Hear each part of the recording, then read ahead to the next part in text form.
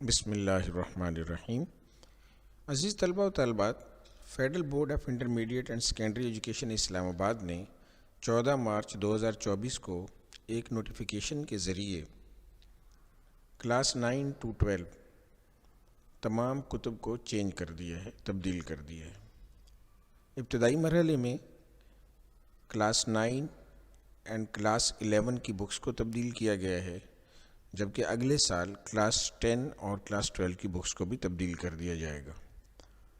اس سلسلے میں اردو کلاس 11 کی جو بک فیڈرل بورڈ کی طرف سے سلیبس میں شامل کی گئی ہے وہ نیشنل بک فاؤنڈیشن کی کتاب ہے، جس کا مختصر تعارف آپ کے سامنے پیش کیا جا رہا ہے۔ امید ہے کہ آپ اس سے بھرپور استفادہ کریں گے۔ کلاس 11 کے لیے فیڈرل بورڈ کی متعارف کرائی گئی اردو کی کتاب میں کل 10 اسباق، 7 نظمیں اور 5 غزلیں شامل ہیں۔ آئیے سب سے پہلے اسباق کی فہرست ملاحظہ کرتے ہیں۔ تو اس میں جناب پہلا سبق ہے اخلاق حسنہ، جو کہ سیرت نبوی صلی اللہ علیہ وسلم کے حوالے سے ہے۔ دوسرا نیا قانون، ایک افسانہ ہے۔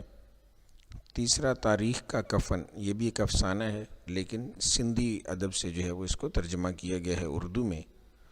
چوتھا سبق دہلیز، ایک ڈرامہ ہے۔ پانچواں سبق اور پاکستان بن گیا، ناول ہے۔ چھٹا سبق ایک استاد عدالت کے کٹہرے میں، یہ آپ بیتی ہے۔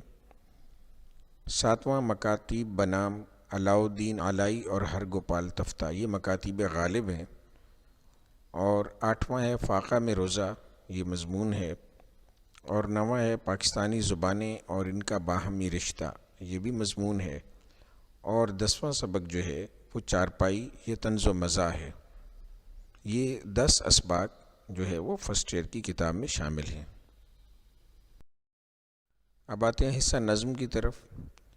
پہلی نظم جو ہے وہ حمد ہے، دوسری نعت ہے، تیسری ملی نغمہ ہے، چوتھی نظم ہے اے وادی لولاب، پانچویں کھڑا ڈنر، چھٹی آزادی، اور ساتویں نظم رحمان بابا کی، جو کہ پشتو کلام ہے، پشتو کلام سے اردو میں ترجمہ کی گئی ہے۔ جی اب حصہ غزل ملاحظہ فرمائیے۔